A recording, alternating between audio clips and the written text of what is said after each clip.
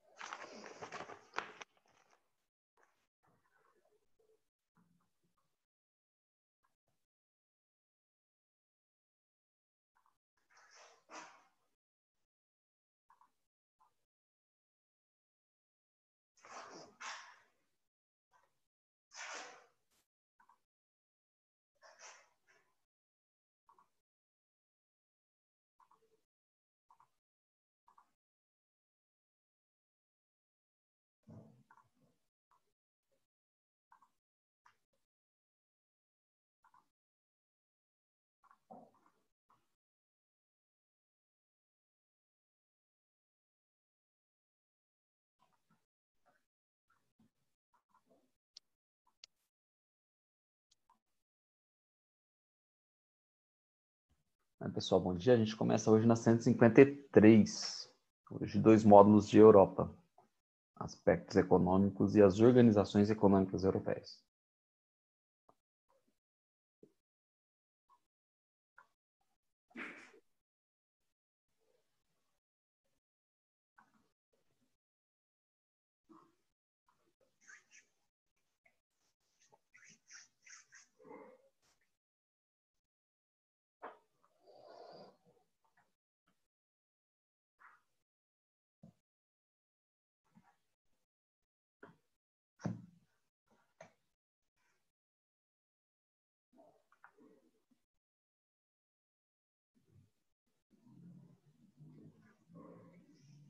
Vamos lá.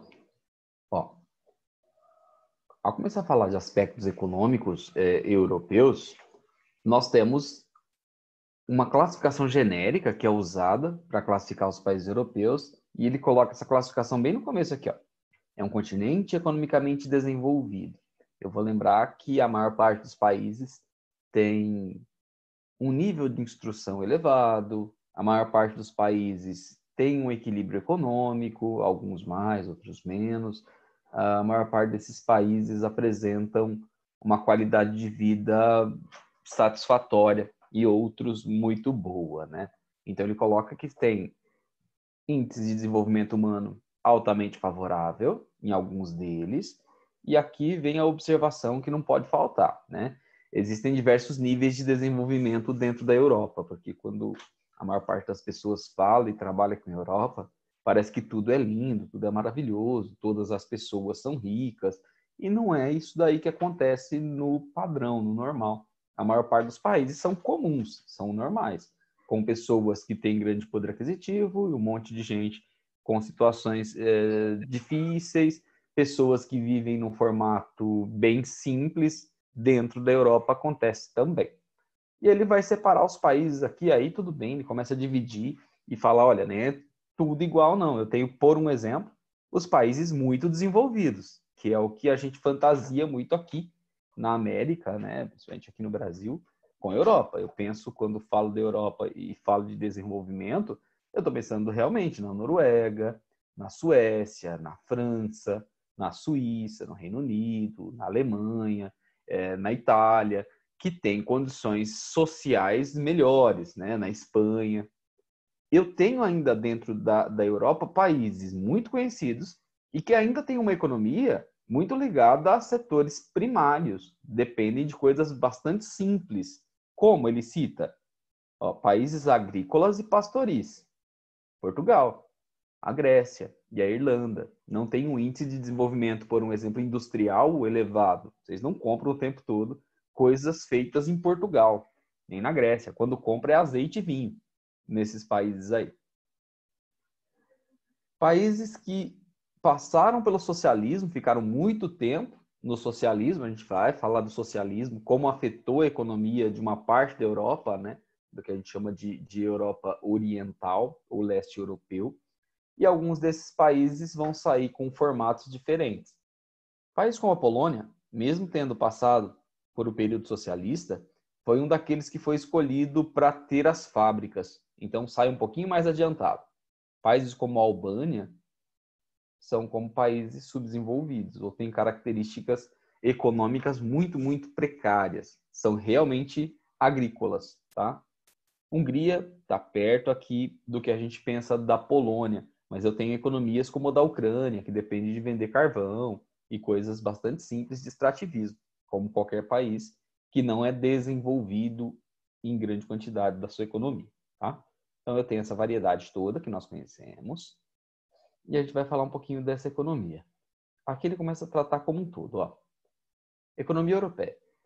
Com o fim da Segunda Guerra, eu tenho uma mudança gigantesca dentro da Europa. Vamos lembrar que até as grandes guerras, as principais economias do mundo eram as economias europeias. Eu já tenho, durante a Segunda Revolução Industrial,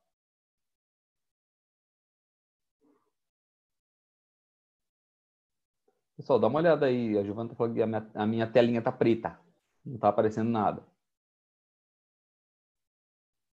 Se para mais alguém, está aparecendo normal. Pra mim tá normal. Normal, então é a sua tela. Tira a mão da frente, que talvez libere. Não, mas você está me ouvindo, o Estrada? Se estiver me ouvindo, Eu já tá. não tô vendo a sua tela, só o compartilhamento. Ah, o compartilhamento da tela que você não está vendo. É, Tá, vamos ver, eu vou interromper. não, eu saio e entro de novo, senhor. Não, calma aí, você viu a gente agora ou não?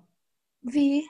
Você viu todo Eu tava mundo? vendo, aí sumiu do nada. Eu achei que, sei lá. Ah, vamos tentar de novo aqui. Pera aí, eu vou compartilhar de novo. Vamos ver se vai aparecer para ser normal agora. Ou se vai ficar pretinho de novo. Apareceu para você ou tá pretinho? Tá carregando ainda. É que demora mesmo depois que eu coloco. Ou senão você sai e entra, gente.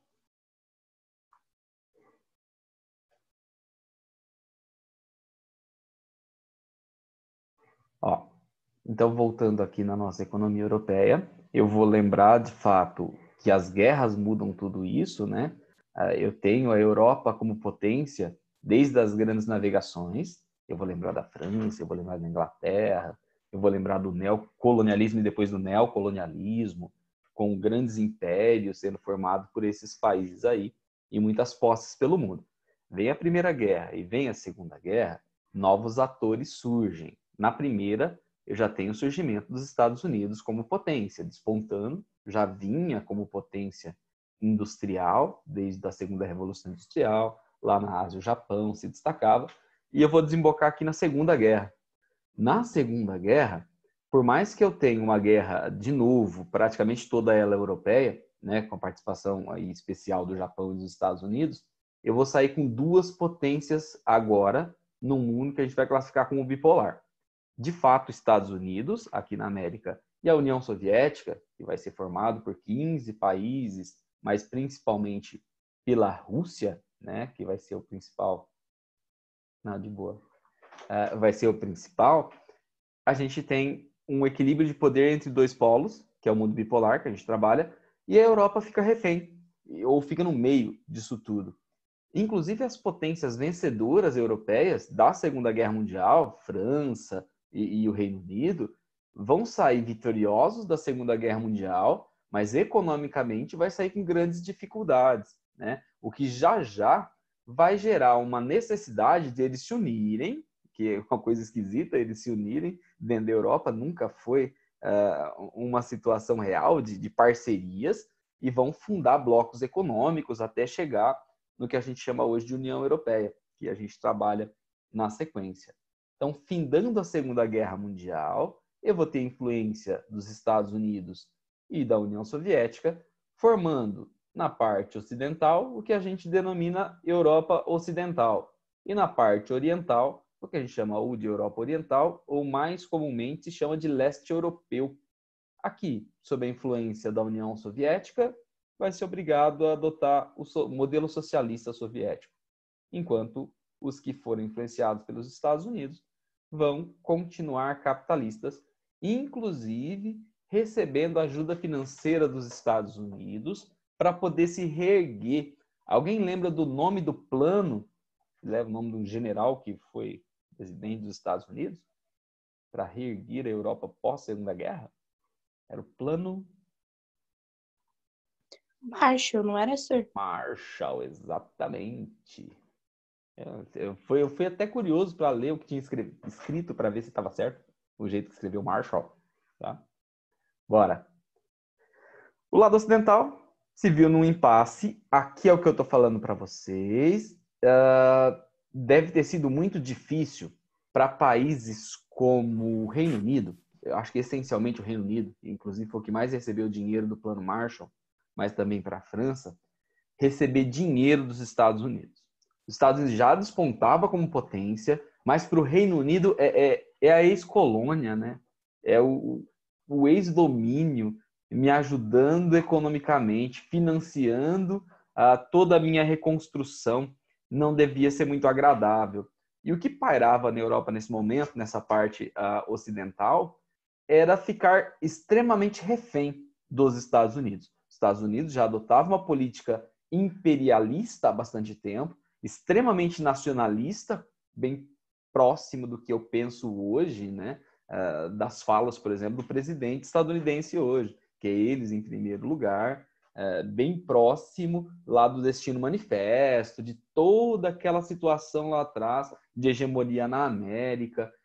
O papo era de domínio e o medo dos países europeus ficar sobre a égide dos Estados Unidos e um domínio completo. E a partir daí, como eu falei para vocês, eles passam, de certa forma, a se unir. Mesmo países que historicamente são inimigos, sei lá, você pega o Reino Unido e a França, né? Daqui a pouco você vai ter parcerias da França com a Alemanha, um negócio quase inimaginável fazer parceria alemães e franceses com os ruídos da história que eu tenho aí de tanto tempo. E aí, vamos lá.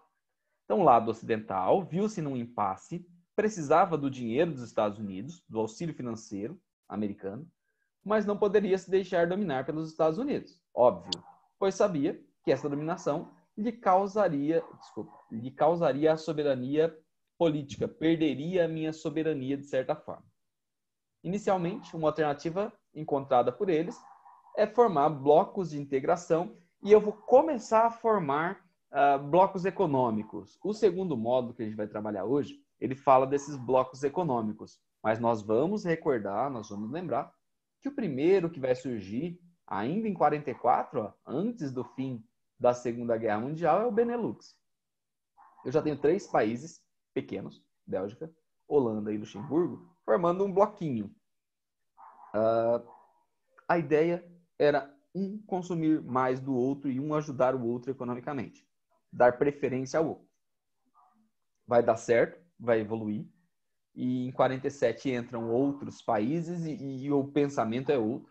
Vai se formar a CECA, né? Eu vou pegar a Comunidade Europeia do Carvão e do Aço. Obviamente aqui a intenção é aumentar a produção e também o consumo tanto do carvão, que é básico, quanto do material final, que é o aço, né?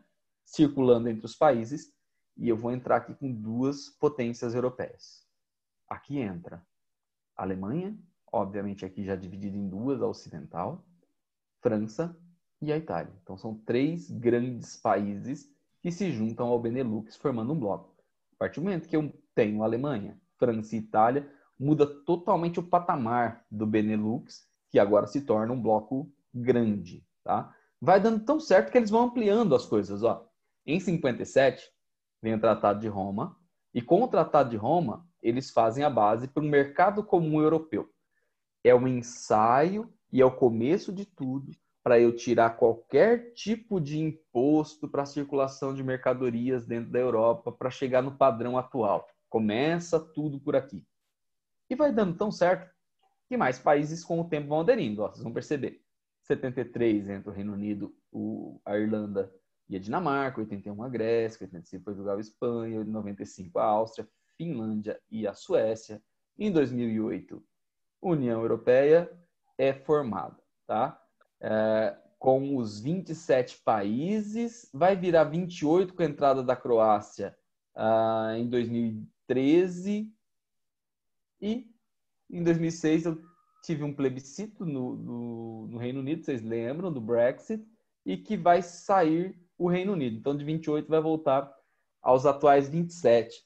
A apostila de vocês, ela está um pouquinho atrasadinha. Então, fala aqui, ó, em 2017 formaram comissões, tanto do Reino Unido quanto da União Europeia, para tratar da retirada. E aqui deverá ocorrer em março de 19.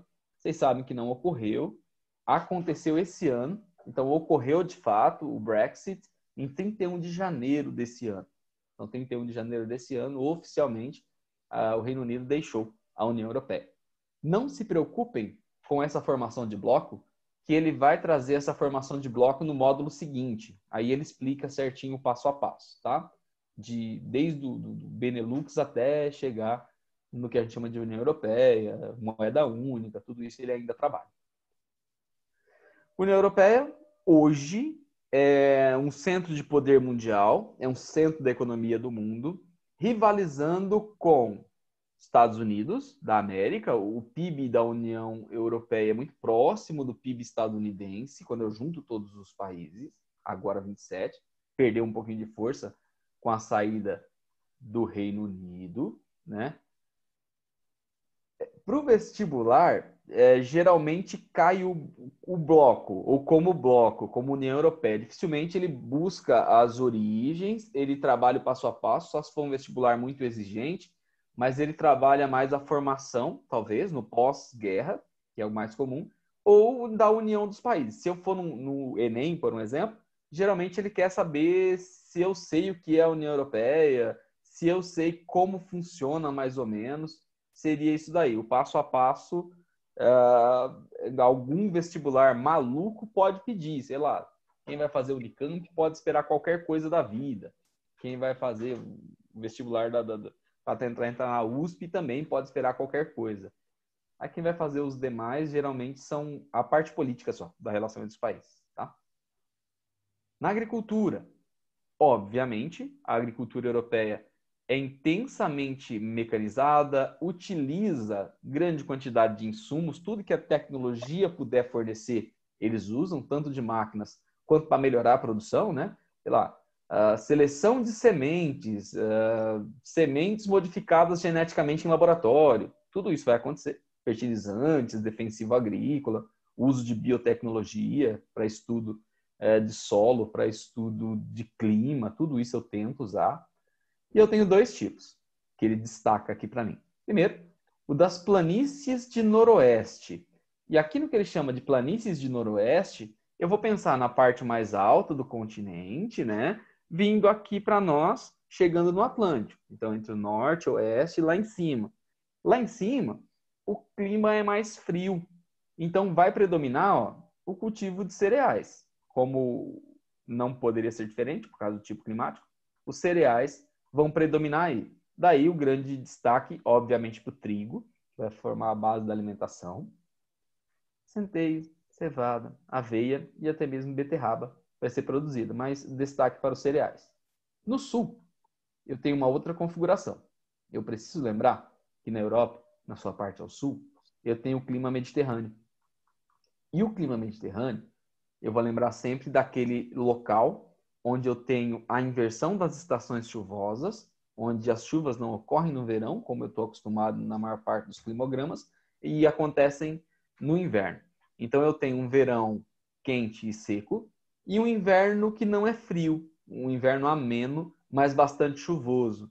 E vai favorecer o cultivo de algumas plantas, principalmente essas duas aqui, ó, vão chamar a atenção nos climas mediterrâneos. Produção das oliveiras e das videiras. Então, os países lá do litoral do Mediterrâneo, principalmente nas suas partes mais ao sul, geralmente são grandes produtores de azeitona, vendem também azeite, e de uva, e geralmente são produtores de vinho, né? Aí vocês vão pensar, por exemplo, na produção de vinho de Portugal, que é um país agrícola aí, como Portugal depende dentro da sua economia de vender, por um exemplo, vinho e vender azeite. Nós consumimos aqui no Brasil, né, o pessoal aí que tem uma renda um pouco maior consome o vinho português, vinho do Porto, por exemplo, caro. E pessoas igual eu comem azeite, que aí é mais barato. Tá? Vamos lá. Dentro da mineração, 3 produtos são elencados aqui. Ele fala até que tem uma riqueza mineral, é rica em recursos minerais, mas não é muito rica não, né? Não é planaltos em sua maior parte, tem muitas planícies, mas nos planaltos principalmente, ou na base de algumas montanhas antigas, eu encontro alguns recursos importantes. Eu acho que aqui, no caso europeu, eles são mais consumidores do que produtores de recursos minerais. Eles são importadores na sua maior parte.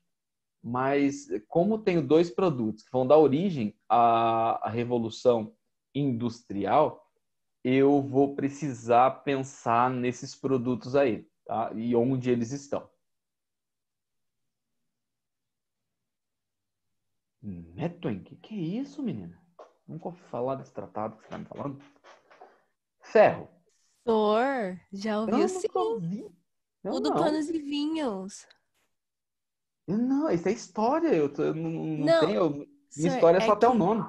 você falou do vinho, né? Falei. Só que daí eu falei desde o início, porque teve esse tratado com a Inglaterra que fez Aham. que Portugal ficasse dependente da Inglaterra. Ah, sim, isso desse tratado eu conheço, mas não Então lembrava o é nome, não. isso. Lembrava o É nome, isso. de jeito Aí eu nenhum. falei, nossa, desde sempre Portugal tá com esse vinho aí. Sim, sim. E vendendo vinho desde sempre, dependendo desse vinho Isso, desde sempre. isso. E é bom o vinho deles, viu? Pior que isso. E é caro pra nós. Ferro. Onde eu encontro ferro e onde o ferro é importante dentro da Europa?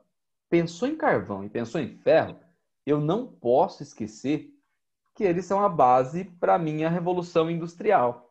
Então, ó, essa área aqui, por exemplo, que ficou muito famosa pela disputa entre a França e a Alemanha, região de Alsácia e a região de Lorena, vai ser a base da Guerra Franco-Prussiana. Vocês vão lembrar a disputa ali, durante as guerras tem anexação para um lado, anexação para o outro, a Alemanha ocupa, depois devolve para a França, porque não tinha jeito. É uma região rica em ferro. Na Suécia, a região da Lapônia, só se for para sacanear vocês, de ter que lembrar que na Lapônia tem ferro, né? Na Ucrânia, pior ainda. Agora aqui, ó, o Vale do Ruhr, ele só vai aparecer nos 2 modos, e eu não sei porquê, esse momento. Eu acho que eu não vi mais o Vale do Ruhr. Lembrando que o Ruhr é um dos afluentes, o principal afluente do Rio Reno. O Rio Reno é o rio mais importante dentro da Europa. É aquele que, em sua maior parte, ele corre por dentro da Alemanha, e nas suas margens eu tenho um grande desenvolvimento industrial alemão, né? O Ruhr vai ser onde concentra a maior parte dessa indústria. Quando nós falamos sobre esse assunto, eu vou lembrar que as primeiras indústrias alemãs vão estar no Ruhr, então uma indústria tradicional no primeiro momento, e com a decadência dessas indústrias tradicionais, de metalurgia, siderurgia, o governo alemão faz investimentos gigantescos para desenvolver tecnologia e eles passam a fazer máquinas de precisão e ter um desenvolvimento econômico gigante de novo no Vale do Ruhr. Não sei, na maior parte dos vestibulares eu vejo como Ruhr mesmo, assim, que é um dos afluentes do Reno. Em outros, vai falar do Reno, e eu vou lembrar que dentro do Reno, um dos seus afluentes é o Ruhr. Estou falando da parte industrial alemã. Mas eu não posso esquecer, ao falar de Alemanha, ao falar de Europa, a sua parte que tem maior concentração industrial é o Vale do Reno, essencialmente dentro da Alemanha, o Vale do Ruhr, que é um dos seus afluentes, tá? E tinha desde sempre grande quantidade de minério de ferro. E aí eu vou lembrar também dos fatores locacionais. Ao pensar em primeira e ao pensar em segunda revolução industrial, as indústrias geralmente eram instaladas próximas de onde eu tinha os recursos naturais. Então, sei lá, se eu pensar em Manchester, por que Manchester se tornou cidade industrial? É porque estava próximo do carvão, né? Aqui, quando eu falo do Vale do Ruhr, também tem carvão. Então, tem carvão e tem ferro. Era normal que as indústrias se concentrassem ali. Carvão mineral, que é o outro que eu necessito para fazer a Revolução Industrial aqui. Eu vou lembrar, obviamente, do Reino Unido. E aí eu vou lembrar de algumas bacias. Dificilmente vai cair Yorkshire, Lancashire e Cardiff, né? Geralmente vai cair só carvão mineral no Reino Unido como país. O Vale do Ruhr, ó, também tem. A Ucrânia é um dos maiores produtores mundiais de carvão. Então aparece a Ucrânia aqui. E a Polônia tem a Silésia. Então a Polônia também tem uma concentração na emenda ali, continuando, né? A Alemanha também tem carvão. Petróleo. Essencialmente, se eu falar da Europa Ocidental, que é geralmente que é trabalhado nesse momento aqui, eu vou estar falando do petróleo extraído do Mar do Norte. E aí, no Mar do Norte, eu tenho as principais reservas, extraídas pelo Reino Unido, pela Noruega, que são grandes produtores de petróleo. No Mar Cáspio, lá embaixo, numa região que eu nem imagino que ainda é Europa, eu vou ter a Rússia e o Azerbaijão também extraindo petróleo lá embaixo. Mas a produção não é nem o suficiente para a economia europeia como um todo, né? A maior parte dos países industrializados, mesmo sendo produtores de petróleo, são grandes consumidores. E aí, esse consumo vem principalmente dos países do Oriente Médio, por conta de ser as maiores reservas e também pela proximidade física, tá? Mas também vem do norte da África. Indústria europeia. Aqui é o que eu falei para vocês dos fatores locacionais. Ó. Vocês vão perceber que eu tenho o berço da Revolução Industrial, as primeiras indústrias, né? A primeira Revolução Industrial e essencialmente a segunda, acontecem dentro da Europa. Na segunda, eu acrescento os Estados Unidos, na América, e na Ásia eu acrescento o Japão, tá? E aí mudo também a fonte de energia, né? Surge aí o petróleo como principal fonte de energia, a energia elétrica desenvolvida nesse período, tem a redução da importância do carvão, por um exemplo. Onde eu tenho as principais localizações? Geralmente, perto de onde eu tinha os recursos, principalmente nos vales de alguns rios. Destaques principais. Rio Tâmisa. Esse vocês lembram da primeira Revolução Industrial. Ele corta Londres, né, na Inglaterra. É um rio que já esteve morto de tanta sujeira que era acumulada, de tanta coisa que era acumulada, né? E hoje ele foi bastante recuperado. Mas é o primeiro vale industrial do mundo. Era só um segundo, deixa eu ajudar meu cachorrinho que está chorando, porque ele não consegue puxar a bolinha para dentro do quarto. Vamos puxar, meu filho. Peraí, papai vai ter você. Eu quero a bolinha e eu não consigo puxar.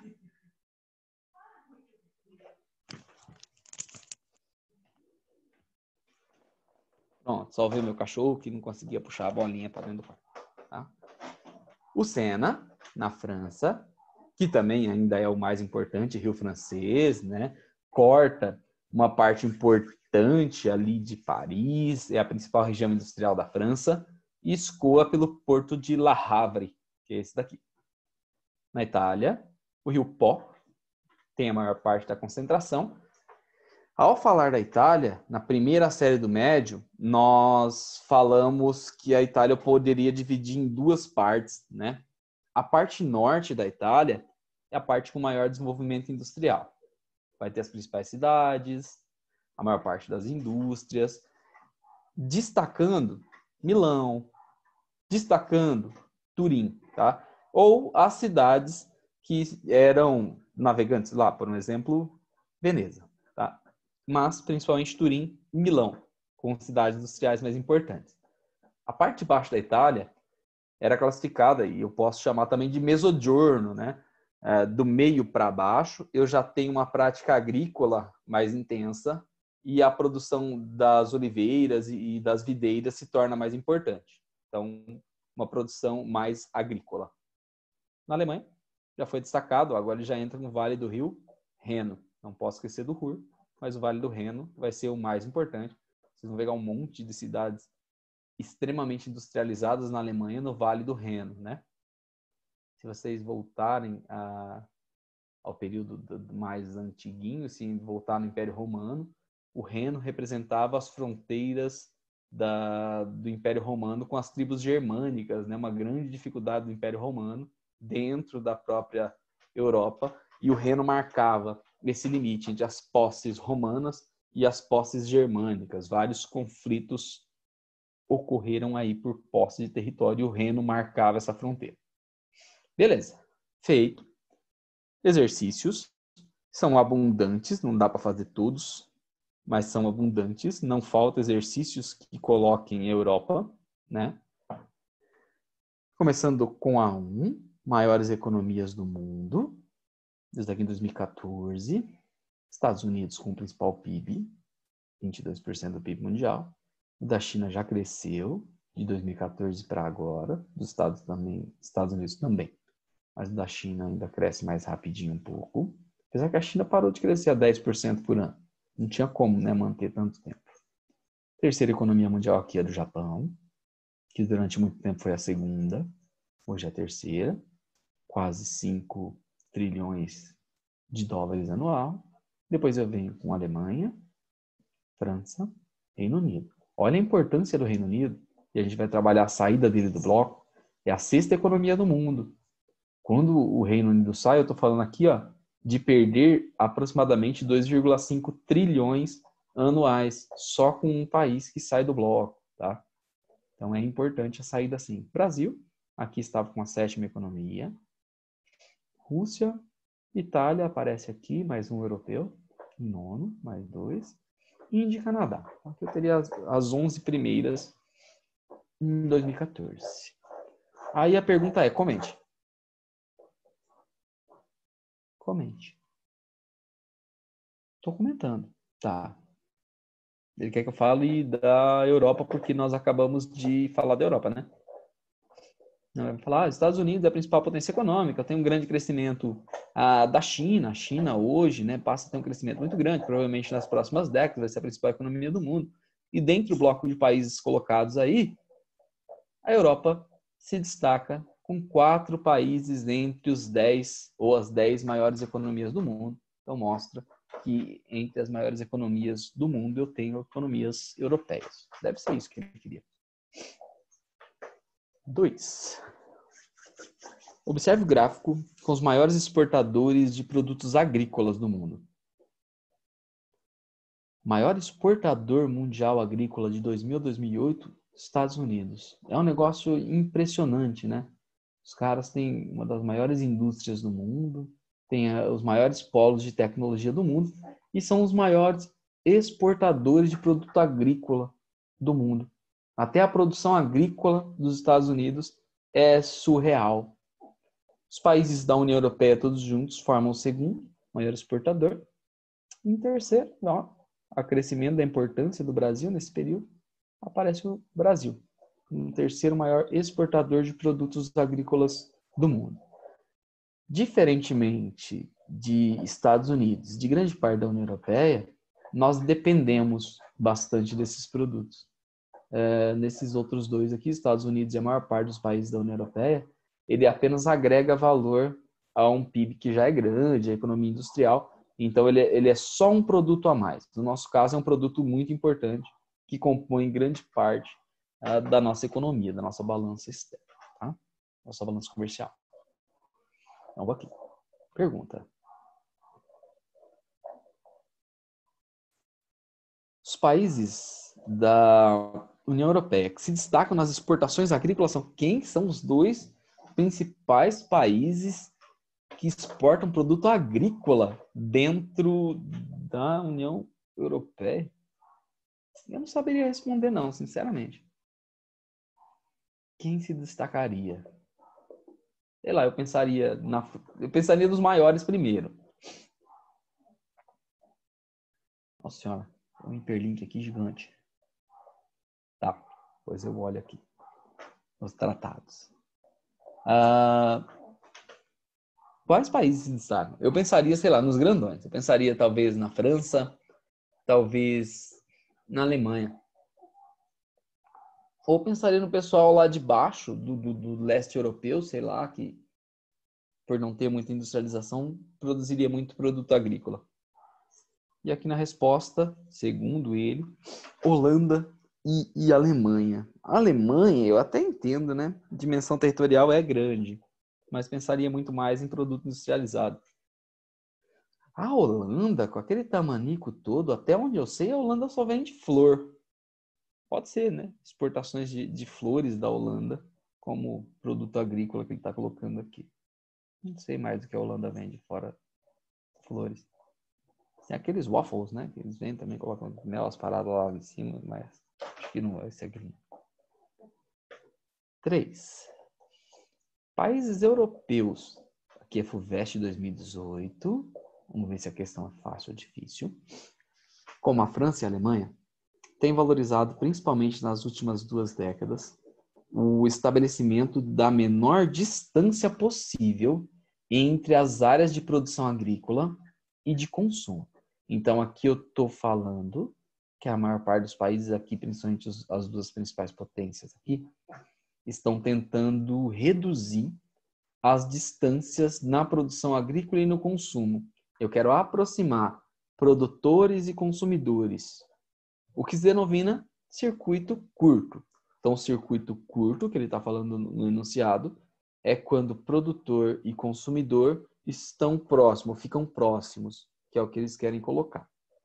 Na França, o circuito curto é reconhecido por integrar, no máximo, um intermediário entre o produtor e o consumidor, quando não se trata de uma venda direta.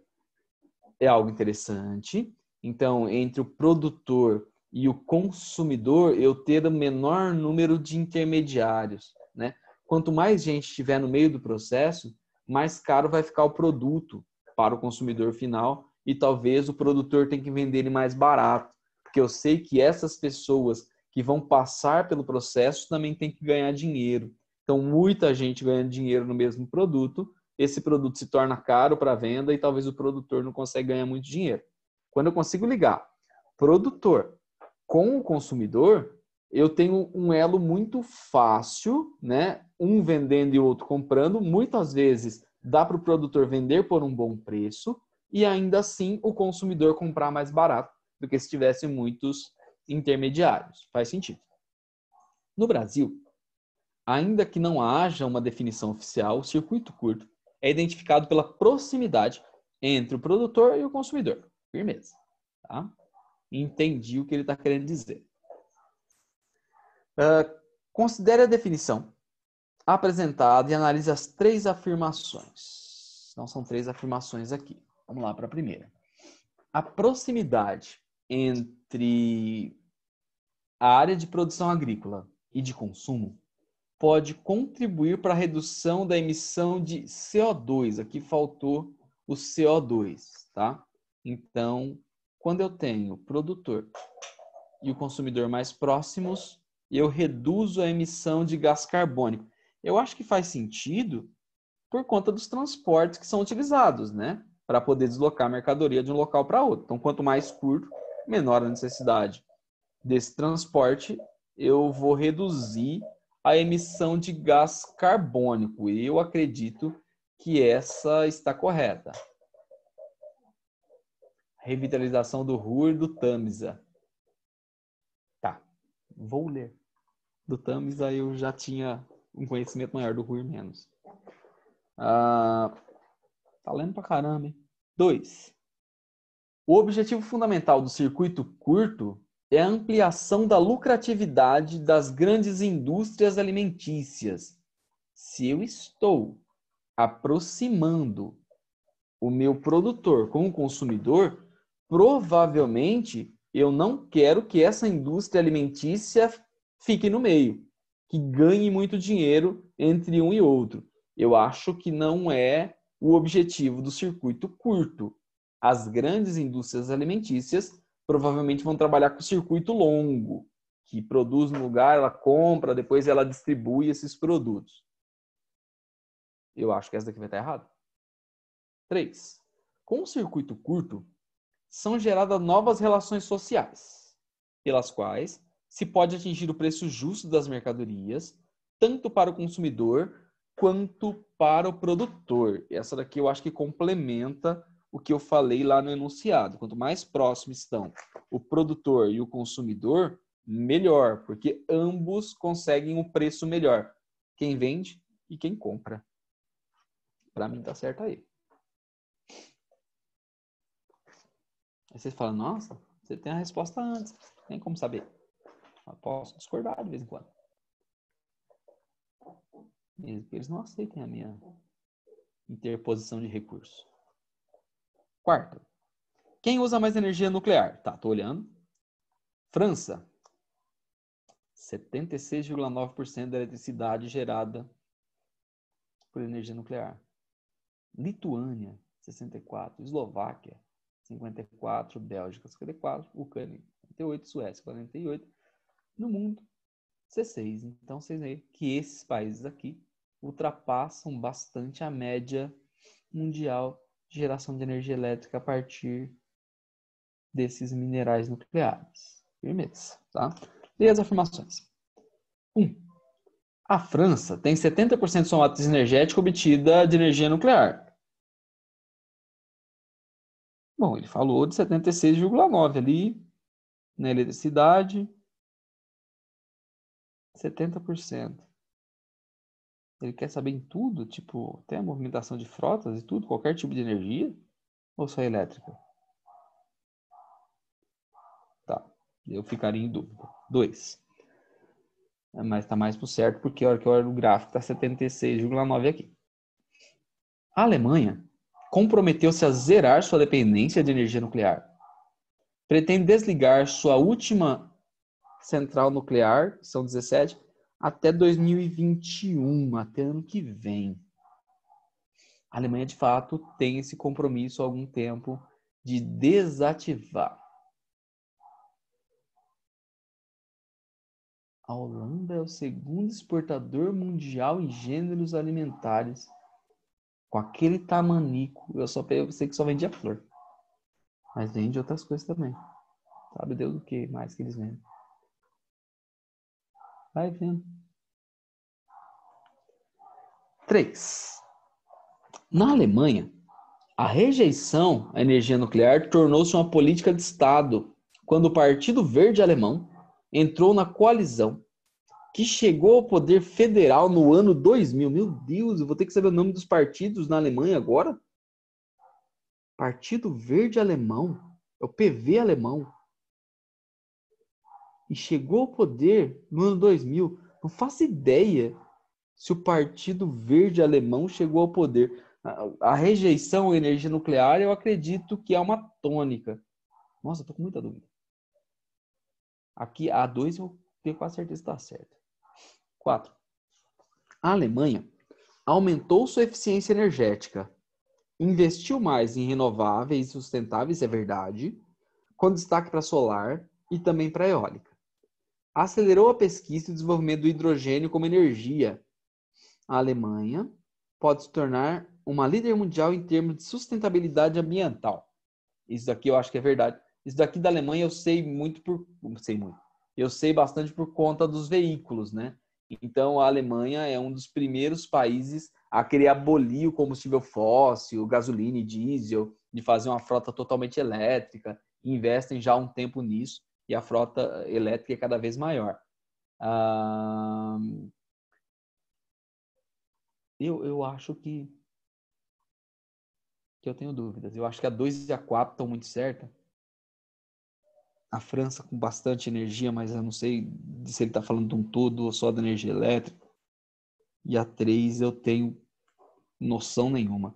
Eu olharia a 2 e a 4, tentaria achar onde 2 e 4 estão corretas. 2 e 4. Ah, só vai ter a B. Se eu tentar excluir as outras. Então, eu poderia ser a B, mas eu não tenho certeza. Vai que todas estão certas. E o pior é que eu ia ter muita dificuldade. Eu ia errar essa questão, eu não ia colocar todas. A resposta certa é E. Todas estão corretas. Não faço ideia de partidos alemães. Sei só da Segunda Guerra. 5. Estou olhando a figura e eu tenho isolinhas aqui, tá? Então, elas me mostram, eu tenho uma mais espessa aqui no meio. Tem alguns países destacados aqui. E depois algumas menores no seu entorno. Tá. As isolinhas no mapa indicam o que eu tenho aqui indicado, que aqui, ó, nesse pedaço vai ser maior, porque ela está mais espessa. Então, aqui é o epicentro do que ele está marcando. Tem maior quantidade. Dos níveis de chuva ácida na Europa Ocidental. Chuva ácida. Pode ser por conta aqui, ó, dessa parte de complexo industrial desses dois países, da Alemanha e do Reino Unido, que vai ter maior quantidade de chuva ácida nesse pedaço. Pode ser. Aumento das temperaturas europeias pela ação do Gulf Stream. Corrente do Golfo vem aqui, atinge aqui, aumenta as temperaturas do mar, mas não chega aqui, no Báltico. Então, essa daqui eu acho que não vai rolar, porque ela pega só essa parte de cima, né? E nem faz o aquecimento desse pedaço de cima aqui também, não. Da Alemanha. A intensidade de atuação das massas polares no centro-norte da Europa. As massas polares atuam aqui. Mas não vão atuar mais aqui do que na parte de cima. Aí na parte de cima teria que ser maior. Mas está errado também. Os níveis de poluição dos solos da União Europeia. Poderia ser poluição de solo, porque está falando que são muito agrícolas aqui e tudo. Poluição de solo? Dúvida. A intensidade do desmatamento no norte e noroeste europeu. O desmatamento aqui foi feito faz muito tempo. Só se fosse aqui na parte de cima com as coníferas. Mas eu acho que desmatamento não. Nesse momento, pelo menos não. Ou aqui é mais desmatado. A parte de cima aqui não é tão desmatado porque é mais frio. Tem aquela florestinha de conífera que ainda sobrou. E aqui vai ser mais desmatado. Bom, eu jogaria na A, pensando nisso. Mas achei complexa a questão também. A resposta certa é a A. Próxima, 6. Quando fala de política europeia, não sei o quê, questões como essa, ó, da FATEC, que geralmente são vestibulares mais simples, né? Ou com coisas mais simples, elas dão a tônica do que esperar. Ele fala aqui, ó, durante o período de Guerra Fria cai bastante, o continente europeu foi grande palco de disputas geopolíticas, né? O antagonismo entre a União Soviética e Estados Unidos. Beleza. Um fato marcante que ocorreu em território europeu, que indica a tensão da disputa bipolar, foi qual desses que ele está falando, A, B, C, D ou E, um dos fatos marcantes dessa disputa? Criação de pequenos estados? Não, isso aqui já existiam. Vaticano, Andorra, San Marino, Liechtenstein. Formação da Constituição da Europa, União Europeia, incentivada pela União Soviética. Esquece, a União Soviética mandando formar bloco econômico. Não existe. Construção do Muro de Berlim. Esse daqui é um marco importante desse período de disputas. A mando do governo da então Alemanha Oriental, que é verdade, para o pessoal não fugir, para Berlim Ocidental. Então, essa daqui está muito correta. É o tipo de questão que é de resolução simples. Ó. Eu consigo achar, sim, a resposta muito explícita num fato importante, histórico, de boa para fazer. FUVEST. Observe a seguir o mapa que mostra o território alemão, ocupado em zonas em 1945. Explique o processo de organização política do território de 48 até 1990. Aí vem a FUVEST, é o mesmo contexto da questão da FATEC, mas eu tenho que saber praticamente tudo e saber explicar praticamente tudo. Então, estou vendo aqui. 4 zonas de ocupação, sendo uma francesa, uma norte-americana, uma britânica e uma soviética.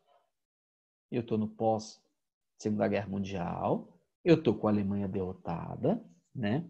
E nessa Alemanha derrotada, eu não posso mais deixar ela sozinha, porque eu fiz isso na Primeira Guerra Mundial, só com o Tratado de Versalhes, e eles fizeram o que fizeram. Então, vamos ocupar o território, dividir em 4 zonas, com as 4 principais potências vencedoras da guerra.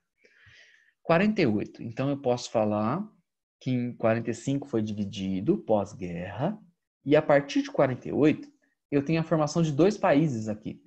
Vai ter a junção da zona britânica, da zona norte-americana e da zona francesa, que vai dar origem a uma Alemanha capitalista, que nós vamos chamar de Alemanha Ocidental.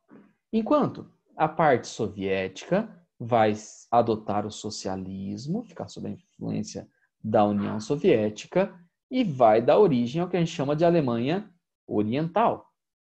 Inclusive, a cidade de Berlim também vai ter, que é a antiga capital alemã, também vai ficar dividida em 4 zonas de ocupação, tendo Berlim Ocidental e Berlim Oriental, que é exatamente aqui que passa o Muro de Berlim, que passou o Muro de Berlim, como na questão anterior, totalmente na zona soviética, né? E alvo de conflitos entre as 2 Alemanhas aqui, influência principalmente capitalista e socialista, que divergiram nesse período. E eu vou levar isso até 1990, depois da formação dos 2 países, com o fim do socialismo na década de 90, um pouquinho antes. Em 89 eu tenho a queda do Muro de Berlim, que já anuncia ali uma reunificação que vai acontecer em 1990. E a Alemanha volta a ser um país só. Tá? E eu precisaria falar disso aí. Que essas zonas ocupadas pelos britânicos, franceses e norte-americanos vão formar um país, que é a Alemanha Ocidental, República Federal da Alemanha, enquanto a parte soviética vai adotar o socialismo e formar a Alemanha Oriental. Aqui está fora de contexto. Com o fim do socialismo, as 2 partes se unificaram, né? Na verdade, já tem 89, antes do fim do socialismo, a queda do Muro de Berlim e o início do processo de incorporação.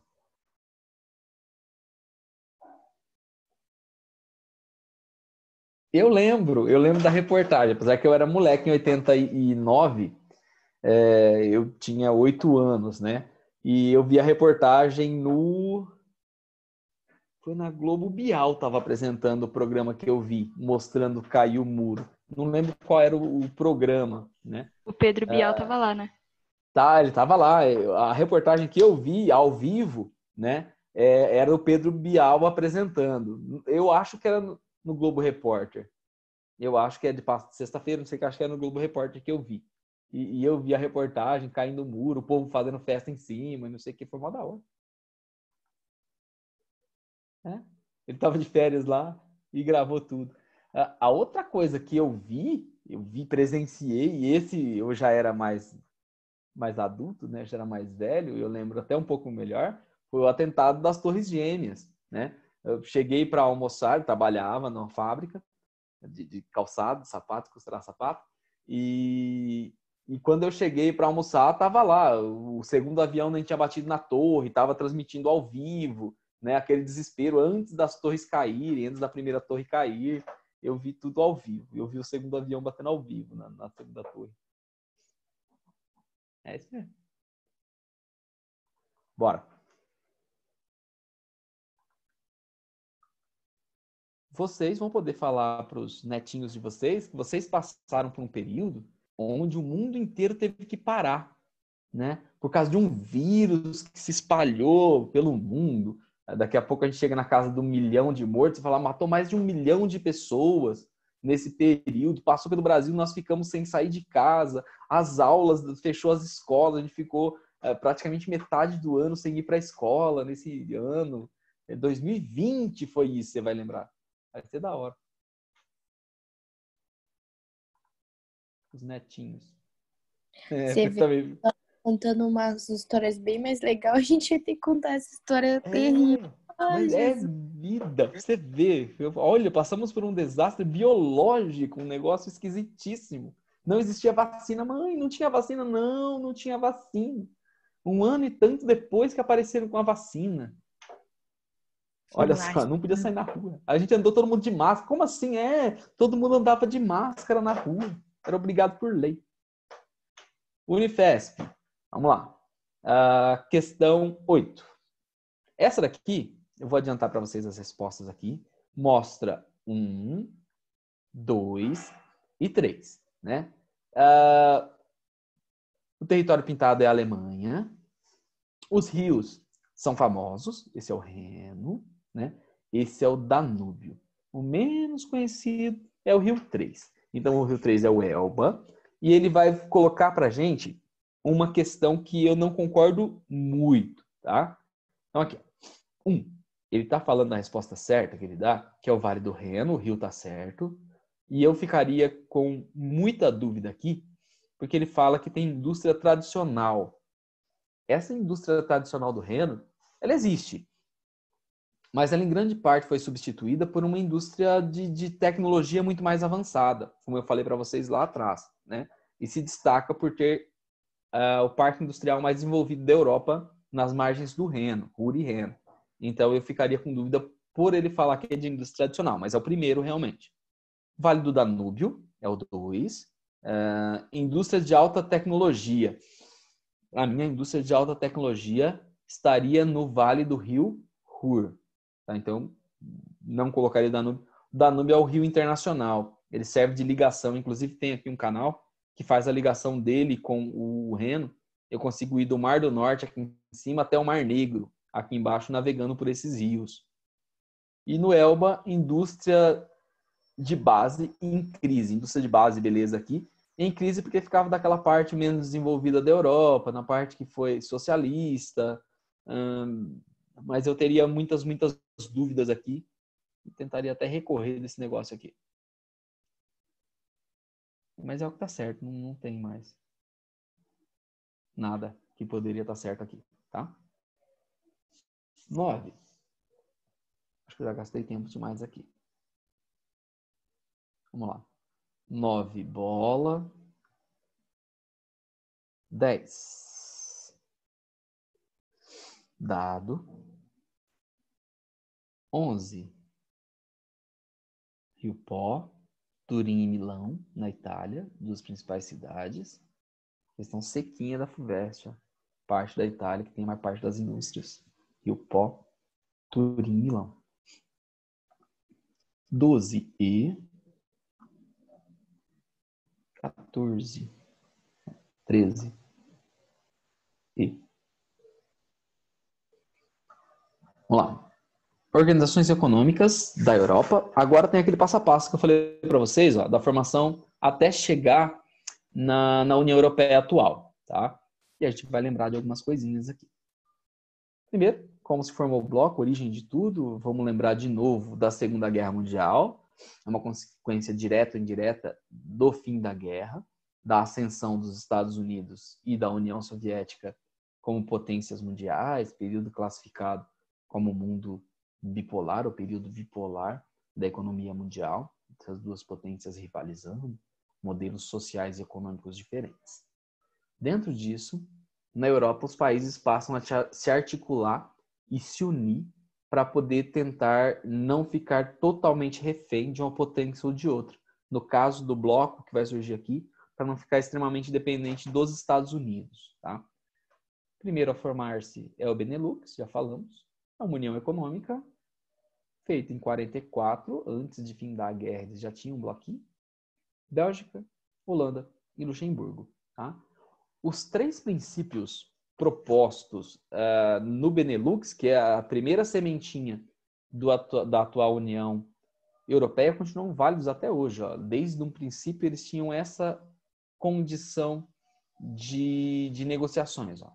Eliminar barreiras alfandegárias, eliminar e acabar com todo o tipo de imposto de alfândega. Não ter impostos para que as mercadorias circulem. Isso é levado a cabo até os dias atuais no bloco. Tá?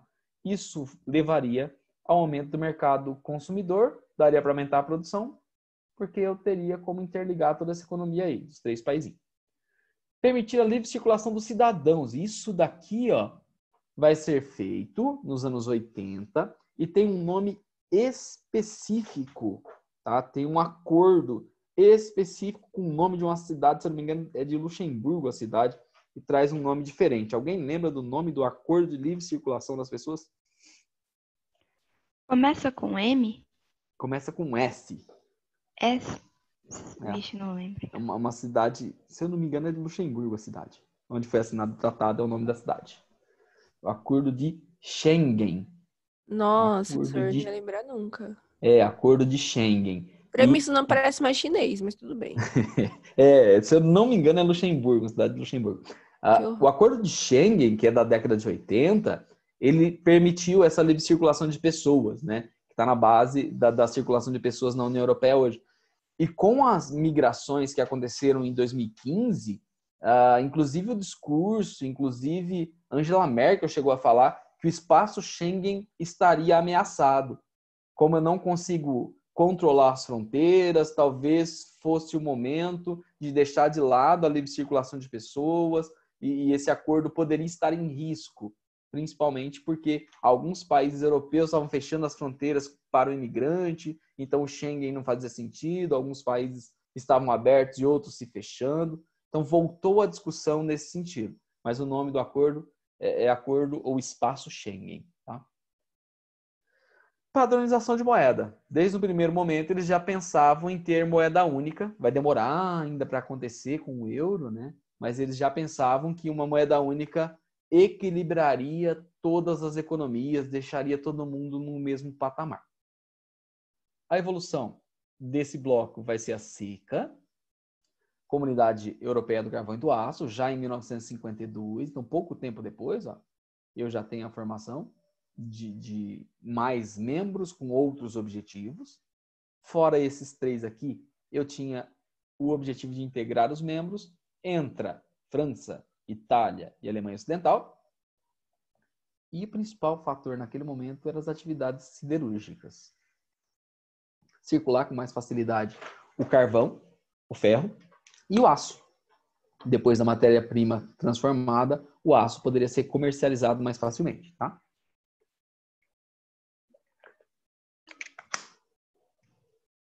Vamos lá.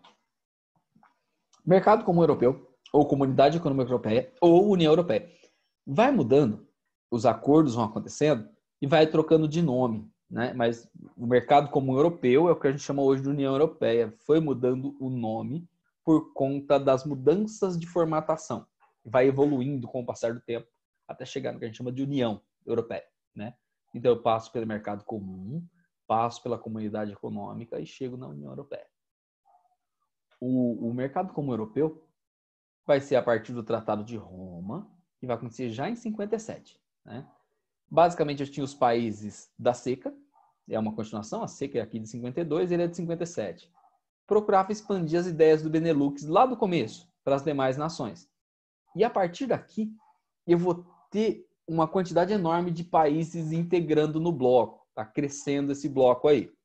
E aí eu tenho, até chegar nos 28, o seguinte, ó. Bélgica, Holanda, Luxemburgo, Alemanha, no caso era ocidental, França e Itália, até 1957. Então ainda tenho só esses. Olha só, vai entrar Reino Unido, Irlanda e Dinamarca em 73, Grécia em 81, Portugal e Espanha em 86, Suécia, Finlândia e Áustria em 95. Se eu não me engano, vai formar 15 países aqui.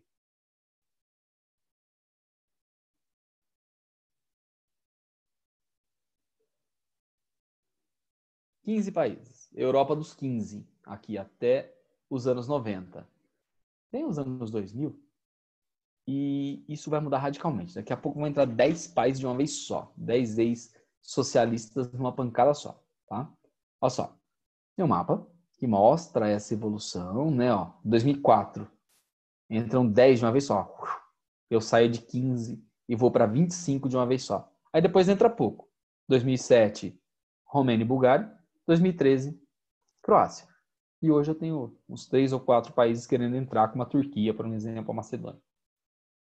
91 vai ser acordado lá em Maastricht uma mudança importante. Então, o Tratado de Maastricht vai ser assinado nos anos 90 e vai trazer à tona uma moeda única, que vai ser o euro. Então, no Tratado de Maastricht, a principal mudança proposta é que aprovou-se a criação de uma moeda única. Como eu não consigo, do nada, sair imprimindo uma moeda e todo mundo tendo que usar, eu tenho que me adequar economicamente, né? Demorou um tempo. Ó.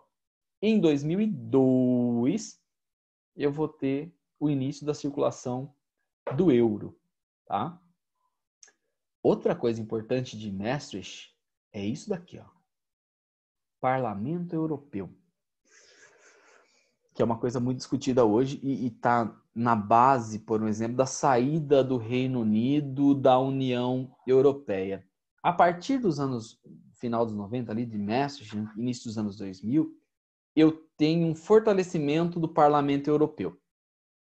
Os europeus votam e fora os parlamentos de cada país, tem um parlamento de representatividade europeia e hoje eles têm algo parecido com uma Constituição Europeia, leis que acabam tendo que vigorar em todos os países, ou todos os países precisam respeitar alguns princípios que são definidos no Parlamento Europeu.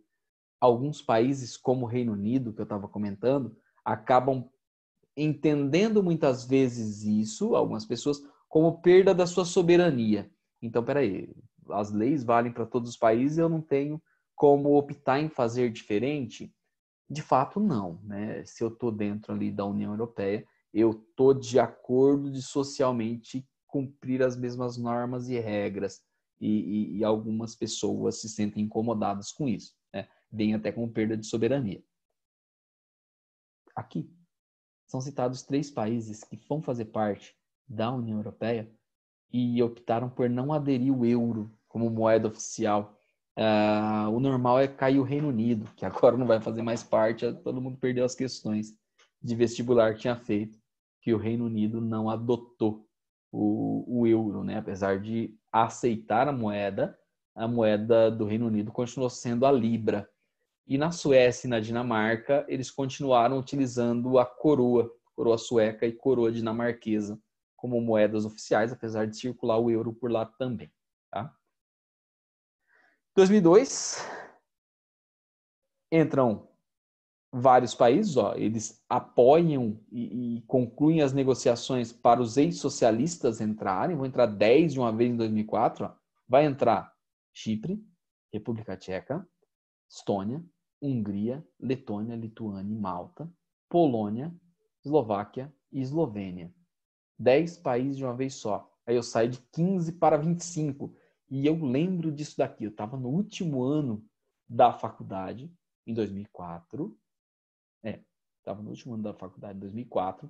E eu lembro que nessa data aí, todos os jornais e publicações e tudo aparecia, revista, Veja, reportagem, com a União Europeia saindo de 15 membros para 25 membros, e como seria esse bloco, esse crescimento enorme no pós-socialismo, né? Isso daqui eu lembro também. Eu estava dando aula já aqui, no último ano. Em 2007, vão entrar Romênia, Bulgária. 2013, o último que entra é a Croácia, tá? Aqui, o que eu falei de perda de soberania vai ser muito discutido nesse Tratado de Lisboa. Então, uma questão polêmica é o Tratado de Lisboa, que vai ser aprovado, né? E a partir de 2010, recente, começa a entrar em vigor algumas legislações diferentes, né? Principalmente no que tange a eleições e a poder daquele parlamento que eu falei para vocês, que é o Parlamento Europeu. E aí vai cumprir ou compor leis comuns que precisam ser adotadas por todos os países do bloco. Tá? Vai entrar em votação, em ratificação. Num primeiro momento, a Europa está numa situação tão avançada que a maior parte das votações desse âmbito, desse tamanho, que altera a vida de todo mundo, é feita em plebiscitos, é consulta popular. só que esse não passou. Esse não conseguiu ser aprovado por votação popular e eles fizeram igual aqui no Brasil nós fazemos, né? Quando o povo não apoia, eu vou lá, fecho a votação de forma simples e o Congresso desse local, os parlamentares vão lá e aprovam mesmo sem o apoio da população, né? E eles fizeram isso aqui. Para garantir a aprovação, evitaram termos, e principalmente para a população não ficar muito estarrecida com o que estava acontecendo, que eles eram contra, evitou termos como Constituição. Então, não tem uma Constituição Europeia, não tem um conjunto de leis para os países do bloco. Eu tenho uma proposta aí do Tratado de Lisboa que as leis vão valer para todo mundo quando forem aprovadas pela maioria dos países. Também não previram, pensando de novo em alguns países com medo de perder soberania, não vai ter hino, não vai ter bandeira para a União Europeia como símbolos de união entre todos, né? Não tem visão supranacional, cada um com a sua individualidade, formando um bloco econômico e ponto. Entre os principais pontos, está aqui. A União Europeia passa a ter um presidente eleito pelo Conselho Europeu. Então tem um presidente da União Europeia e o mandato dele é de 2 anos e meio. Antes era rotativo. A União Europeia passa a ter uma chancelaria única. Isso daqui foi legal para a gente, por exemplo, que terá embaixadas em mais de uma centena de países. A embaixada passa a ser da União Europeia. É o momento em que a gente consegue tirar o passaporte europeu, por um exemplo, para poder circular entre os países da União Europeia. Para brasileiro, estrangeiro que vai para a Europa, facilitou esse processo aqui. Tá? Não precisaria pedir para um país e teria chancelaria de todos os países.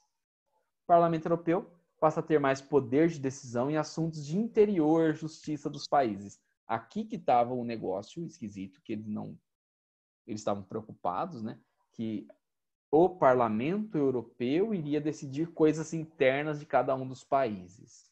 Então, ele fala que parece com uma federação nacional. Seria mais ou menos como acontece aqui no Brasil, que cada estado tem sua legislação, pode atuar de determinada forma, mas as leis federais se sobrepõem às leis estaduais, se sobrepõem às leis municipais, às leis orgânicas. Tá?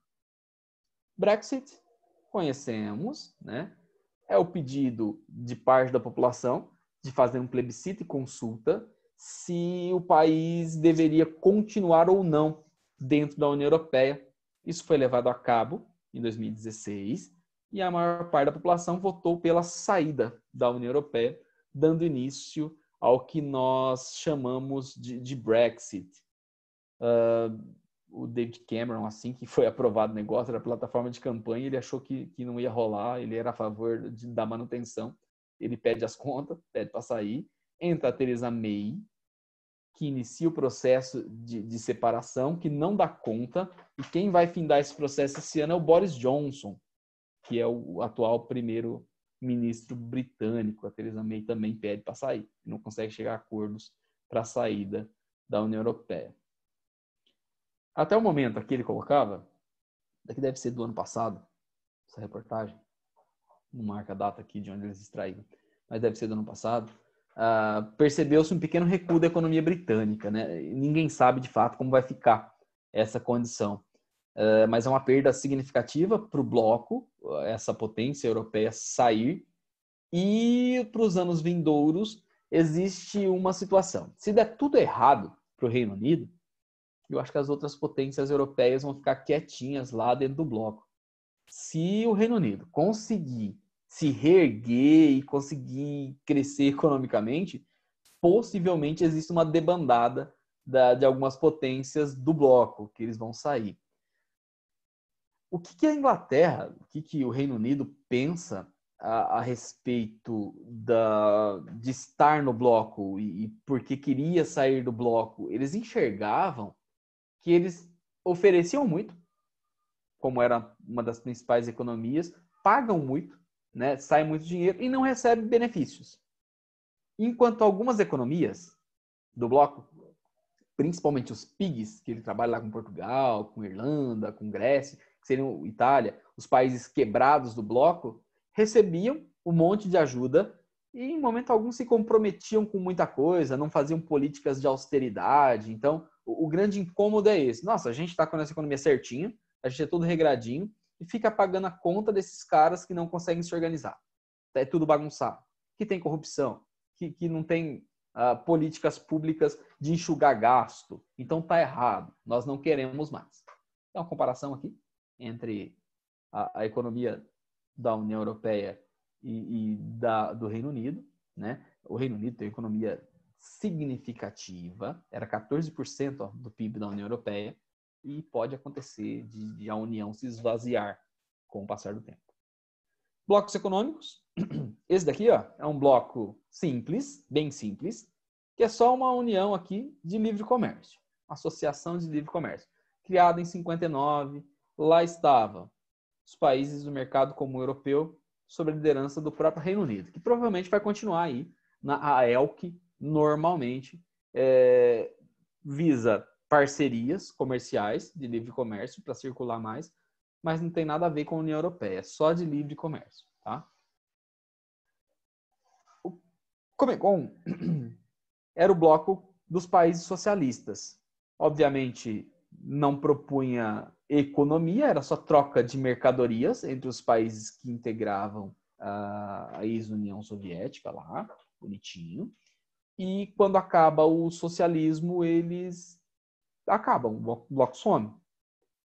Bloco militar, foram dois, daqui vocês conhecem bastante.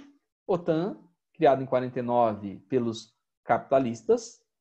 E quando termina a rivalidade com esse outro bloco aqui, que é o Pacto de Varsóvia, que era também de ajuda mútua, ele fala que ele ficou esvaziado. A OTAN perde um pouco do motivo de ser. Foi criado para fazer frente aos países socialistas e proteger os países membros capitalistas. Quando não existe mais o inimigo, vai atuar até hoje nas missões de paz, né? Em vários continentes, na Ásia, na África principalmente, vai ter tropas da OTAN, mas a importância cada vez menor. Tá? O Pacto de Varsóvia foi uma resposta à OTAN, agora dos países da União Soviética. Quando termina o socialismo, esse bloco acaba.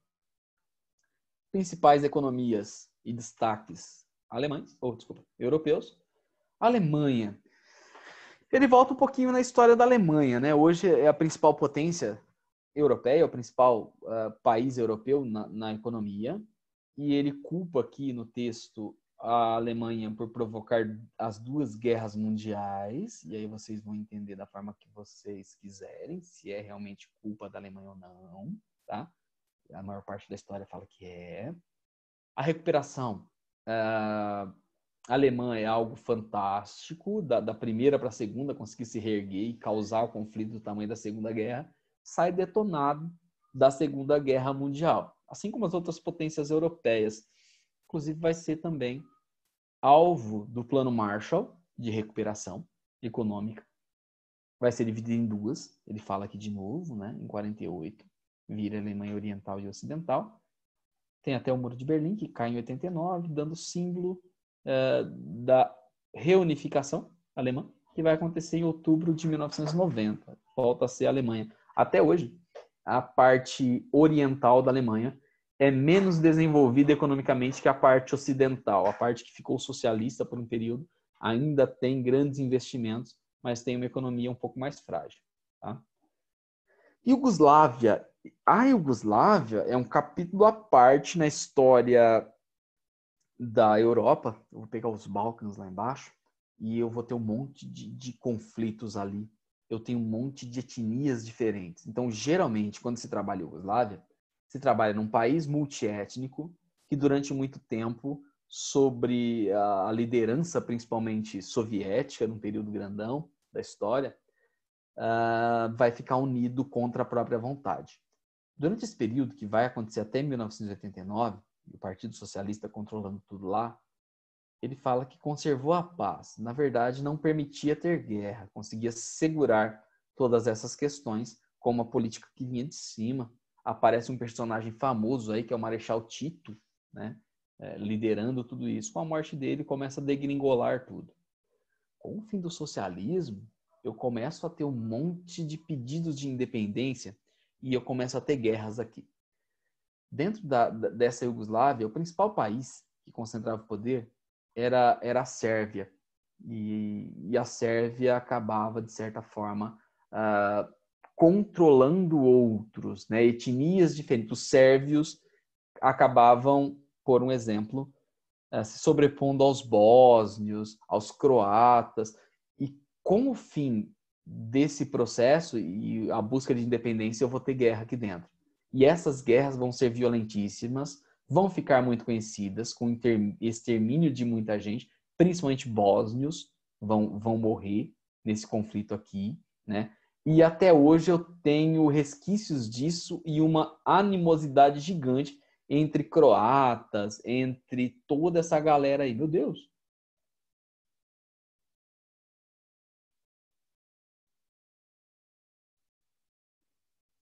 Meu Deus, muita coisa, né? Depois não leio.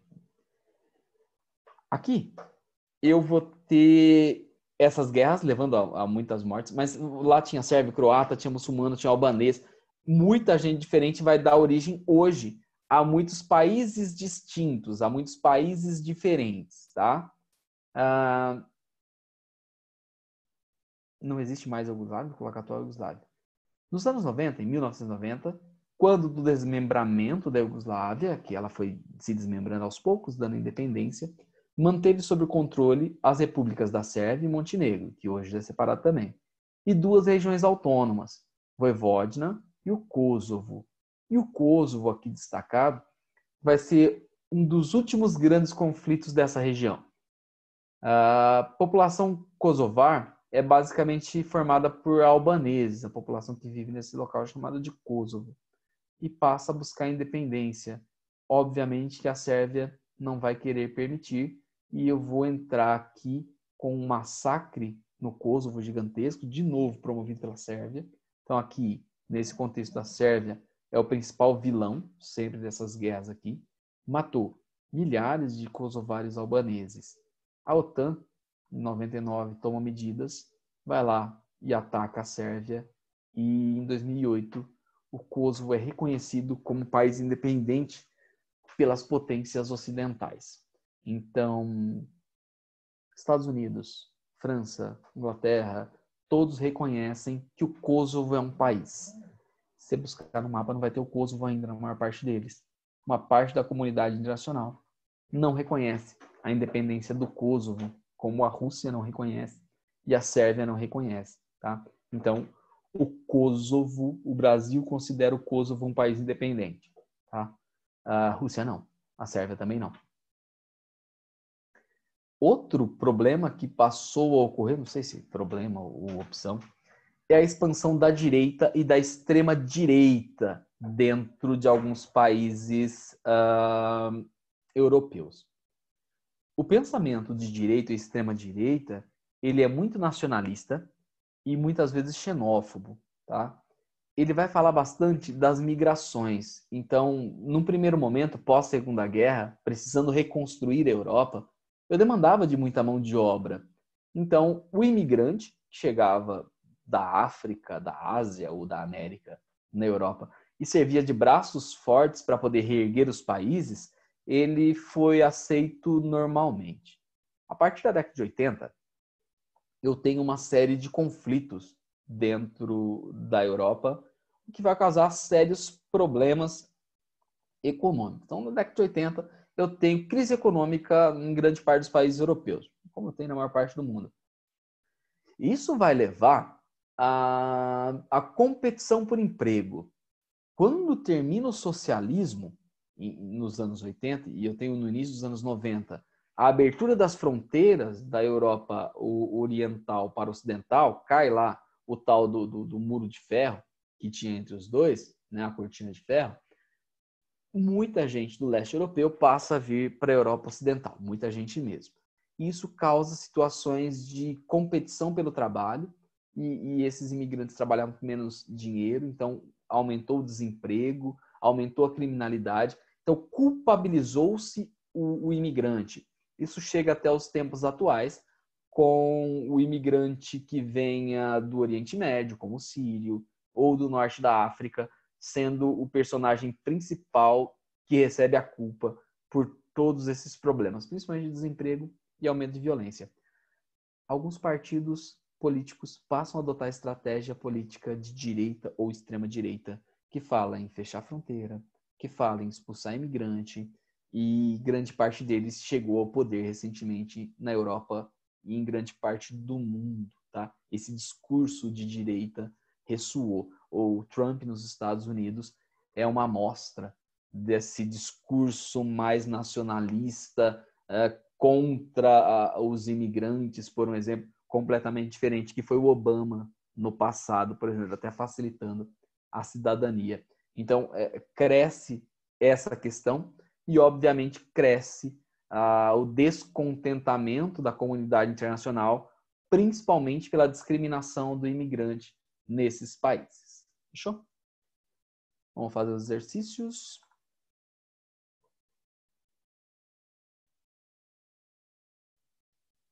Vamos lá.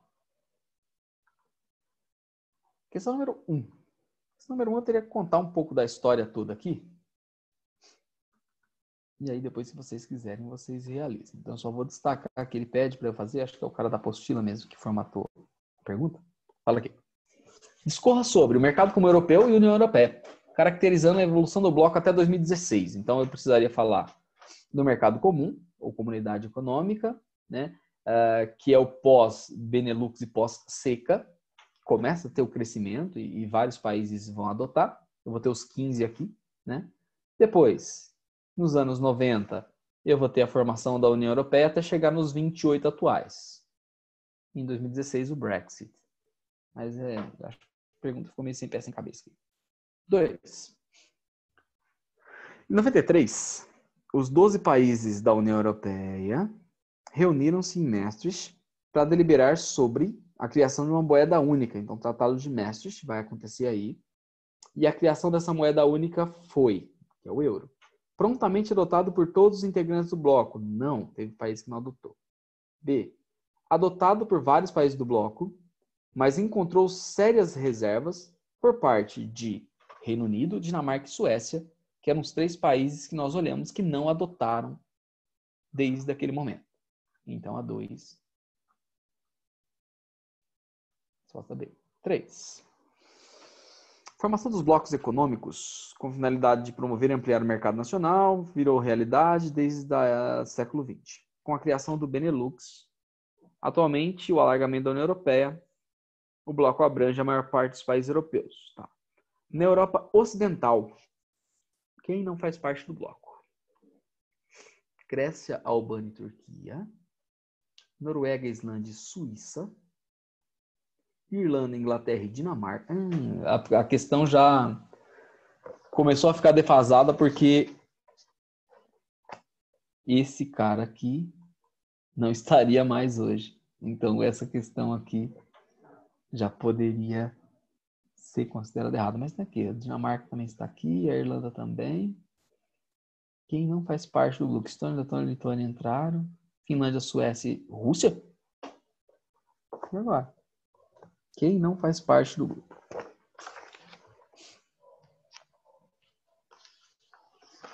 Noruega, Islândia e Suíça. Aqui ele está falando só dos países da Europa Ocidental. Então, de cara, eu teria que tirar os países que não são da Europa Ocidental. Então, eu tiraria aqui a Turquia. Nem Europa é, só tem um pedacinho. Eu tiraria... A Suíça não faz parte, mesmo estando na parte ocidental. Aqui, na C... Todos fazem, mas agora eu teria que lembrar que a questão é antes desse ano. Então a Inglaterra está constando como membro, hoje não seria mais. Na D, Finlândia, Suécia e Rússia. A Rússia não é da Europa Ocidental, então não poderia por causa disso. E esses 3 aqui fazem parte. Tá? Então a resposta B mesmo. A partir daqui ele vem com um monte de Brexit. Acho que não poderia ser diferente, né? Por que eu grifei? Vamos ver. Uma pesquisa feita por um jornal, uma fundação estadunidense, estima o apoio à admissão turca na União Europeia em 11%. na França 15%, na Alemanha 32%. Desculpa. 11% na França, 15% na Alemanha, 32% no Reino Unido, que nem faz parte mais do bloco. Isso aqui foi em 2005 e a Turquia pedindo para entrar no bloco. Tá? Leia os enunciados acerca da resistência à entrada turca na União Europeia. Por que tem restrições? 1. Com os recentes atentados na Europa, em 2005, teve atentado recente naquele período, atribuídos a grupos islâmicos, aumenta a resistência à entrada de um país árabe na União Europeia. O contexto está certo. Existe o medo de permitir muçulmanos, né, turcos, de entrar livremente na Europa e passarem pessoas de outras nacionalidades também. Mas a classificação de Turquia como país árabe está errada. A Turquia não é um país árabe. É um país otomano. Eles são turcos mesmo, turcos otomanos. Então não tem nada a ver com árabe. Então a nacionalidade está errada. Segunda, a Turquia, que representava um obstáculo ao expansionismo soviético, perdeu importância estratégica com o fim da União Soviética. Não, a Turquia está no local estratégico, faz a ligação Ásia e Europa e estrategicamente continua sendo muito importante. Né? 3. A opinião pública europeia teme que a adesão turca represente aumento da imigração. Isso pode acontecer. E, consequentemente, aumente o desemprego. Isso é tido como verdade. A 3 está certa. 5. Brexit. Né? A charge me induz a pensar que os mais velhos pensavam em ficar na União Europeia e os mais jovens pensavam em sair. Tá. Com relação ao referendo, que consultou a população, o que está certo? A consulta foi vinculante, na medida em que o resultado do referendo deve ser efetivado pelo executivo. Não tinha que passar. Tipo, a população optou, agora vamos passar pelos congressos, ou no caso da Assembleia, alguma coisa dentro da política britânica para ver se vai dar certo ou não. Não era vinculante, não. Então, isso daqui está errado. Tá? O referendo foi uma promessa de campanha de 2015 do Partido Conservador, que se comprometeu a realizá-lo. Isso tá certo. Que era o James Cameron, que se comprometeu e acabou dando errado. Ele achou que não seria aprovado e foi.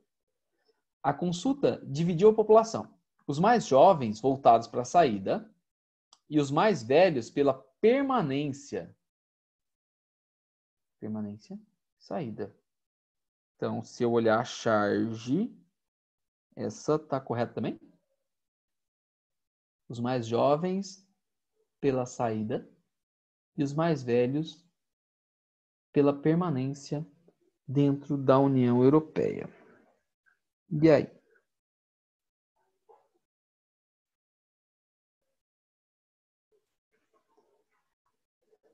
A charge me leva a um engano aqui. Na resposta fala que a B tá certa, apenas a 2. Se eu olho a charge,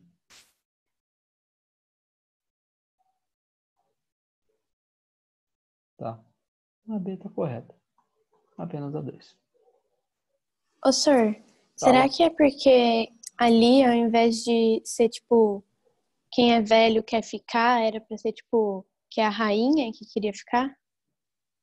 Pode ser. Aqui, verdade, essa é a rainha. Verdade, essa é a rainha. Aqui é a população, e a população votou para sair. Pode ser isso. Não tinha percebido que era a rainha, não. Ou será que é a rainha? Não sei. Não entendi muito bem a questão. Eu teria dificuldade de fazer. Mas aqui, ó, a explicação fala o seguinte. Não foi vinculante, realmente. O Poder Executivo poderia não acatar o resultado. O maior percentual etário que votou pelo Brexit foram adultos e idosos, que mais votaram, então, pela saída. E os mais jovens ficaram divididos, mas votaram pela permanência dentro da União Europeia. Eu tive dificuldade de entender a questão. De onde que é ela? FGV. Vamos lá. FATEC.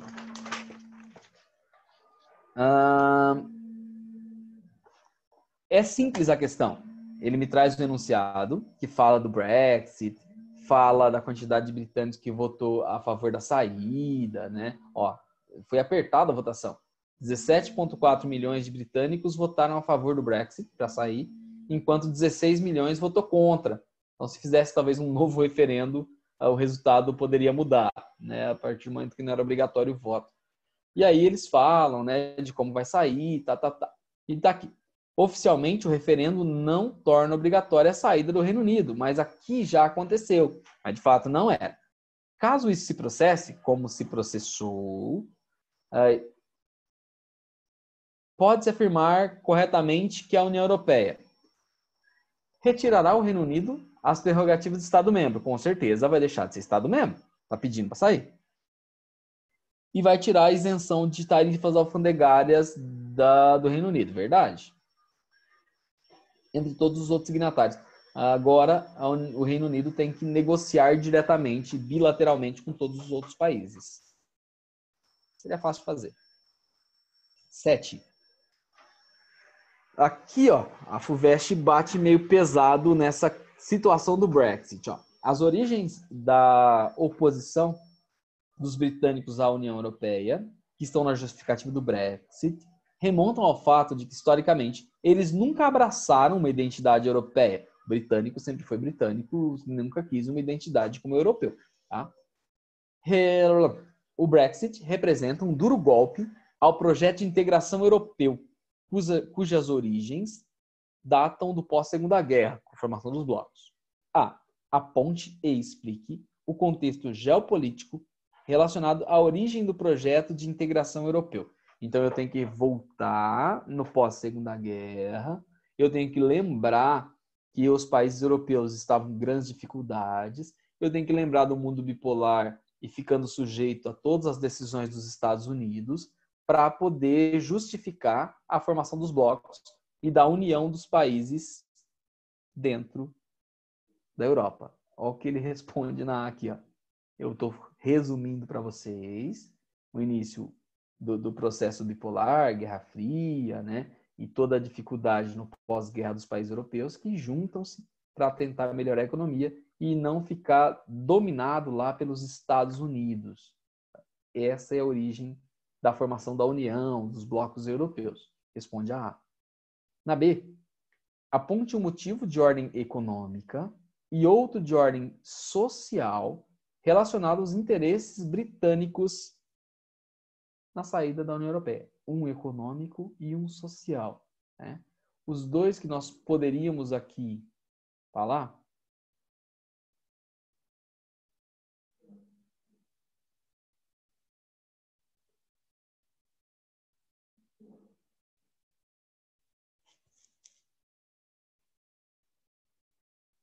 na sociedade sueca. Tá? Vou ver. Califato. Deve ser pesadinho, né? Fala do Estado Islâmico. Quando eu busco os motivos, as insatisfações econômicas podem estar naquilo que eu falei lá no princípio. Ó. O governo de Londres, no caso aqui do Reino Unido, não se via confortável. A população via isso, que se pagava muito e não se recebia grande quantidade de benefícios dentro da União Europeia. Principalmente, debatiam a ajuda aos PIGs, Portugal, Irlanda, Itália, Grécia e Espanha, que tinham economias destroçadas, destruídas, e não faziam muita coisa para recuperar essa economia e só pegava dinheiro da União Europeia. Tá? Então, o Reino Unido era contrário a continuar colaborando com isso. Na parte social, é a parte dos imigrantes, principalmente em 2015, grande afluxo de imigrantes, e a Constituição Europeia meio que obrigava os países a receber esses refugiados, e o Reino Unido era contra. Então, como fazia parte do Reino Unido, o Reino Unido fazia parte da União Europeia, ele não podia fazer restrições a esses imigrantes, o que descontentava uma parte da população. Então, ajudar economicamente aos PIGs ali, as economias com maiores dificuldades e que não tinham meio e controle sobre a própria economia, como a da Grécia, por exemplo, e a ordem social falando de ter que receber obrigatoriamente o imigrante, pesaram na votação para sair do bloco, para acontecer o Brexit. Vamos lá. 8.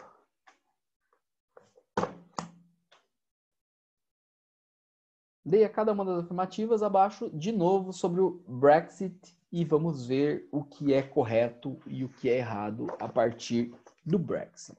Vamos lá. O Partido Nacionalista UKIP, nunca ouvi falar, da Inglaterra, apresentou-se como uma das vozes mais fortes a defender a saída do Reino Unido da União Europeia. Nunca ouvi falar do Partido Nacionalista UKIP. 2. A diferença entre o total de votos a favor e contra a saída do Reino Unido da União Europeia foi pequena, de apenas 4%. A maior parte dos votos a favor da saída estava concentrada nas grandes cidades. Eu acho que o pessoal de Londres e das grandes cidades não queria sair do bloco, não. Eu acho que as maiores metrópoles ali, cidades maiores, prefeririam ficar, obviamente, no bloco. Mas eu acho que está errado. 2. Ou 3. A xenofobia tem sido claramente apontada por analistas como um dos fortes elementos que levou a população britânica a votar a favor da saída do Reino Unido. Se eles eram contra a entrada do imigrante, cria uma situação de xenofobia. E aí, de fato, a xenofobia seria um dos elementos fortes. 3, com esse raciocínio vai estar certo. 4. O Reino Unido contribuía com aportes volumosos para o orçamento da União Europeia, verdade, o que não mais ocorrerá com a sua saída, verdade? Né? Se eles saírem, eles vão deixar de contribuir, eles contribuíam bastante. Então a 4 está muito certo, é a única que está mais... A 3 e a 4 estão bastante certas. A 2 eu acho que está errada e a 1 eu nunca ouvi falar desse partido. Então eu vou buscar uma alternativa que tenha 3 e 4.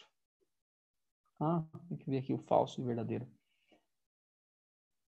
3 como verdadeira e 4 como verdadeira. 3 verdadeira. 3 verdadeira e 4 verdadeira.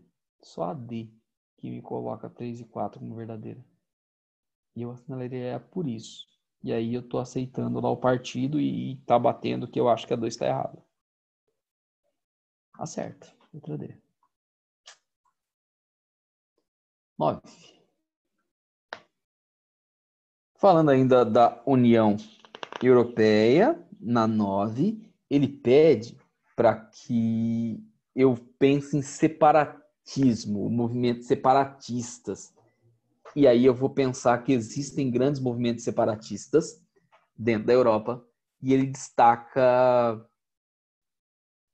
3 países com movimentos separatistas e ele quer que eu nomeie esses separatismos. O da Espanha seria o mais fácil de lembrar de quais movimentos separatistas eu tenho na Espanha que cai mais na mídia ou entra mais na mídia. Eu lembro da Catalunha e do País Basco. Então, o País Basco há muito tempo e a Catalunha mais recentemente chamam a atenção dentro da Espanha.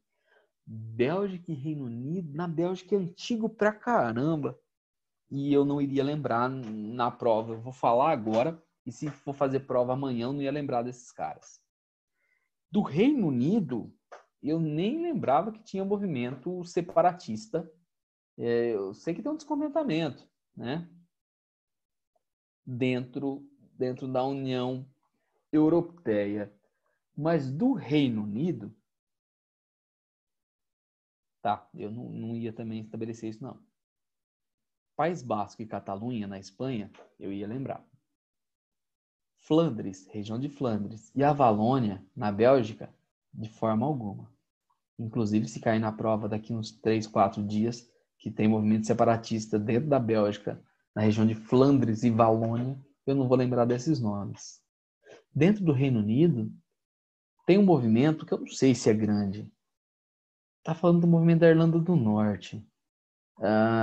tem um movimento da Irlanda que gostaria de transformar de novo a Irlanda do Norte em Irlanda. Então a ilha voltar a ser um país só. Dentro da Irlanda do Norte, eu não sei se existe um movimento separatista. Se eu poderia classificar como movimento separatista. Tem um conflito muito grande. Lá, principalmente de católicos e protestantes, de irlandeses e ingleses que formaram a Irlanda do Norte. Fala, Gabi. Senhor, por que a Irlanda se tornou a Irlanda do Norte e a Irlanda normal mesmo? Você que tem eles uma separaram? ocupação britânica da ilha, uma invasão. Se você buscar resquícios históricos, eu tenho uma inimizade. Se você pegar o período medieval, marca muito isso. Algumas guerras entre irlandeses e britânicos. Eles sempre foram inimigos. Em determinado momento, eu não lembro, se eu não me engano, no século XVIII, 1700 e alguma coisa, eu vou ter a anexação da Irlanda ao território britânico. Os britânicos, a Grã-Bretanha, vai invadir, vai conquistar a Irlanda e durante muito tempo vai continuar ali dominando. E quando eles devolvem a Irlanda, quando termina esse período de ocupação, uma das condições foi pegar um pedaço da Irlanda, e não devolveu totalmente a ilha, e formar o que foi chamado de Irlanda do Norte, para que aquelas pessoas da Inglaterra, que viveram tanto, os britânicos, que viveram tanto tempo lá e ajudaram na conquista, não ficassem sem nada, não perdessem as posses. Então, basicamente, a Irlanda do Norte tinha um controle de poder político de ingleses. Até hoje tem isso. Por isso esse conflito. Eu tenho parte católica, que é de irlandeses mesmo, e parte britânica, que ainda mora na Irlanda do Norte, que é protestante. E aí ficou esse resquício, tá?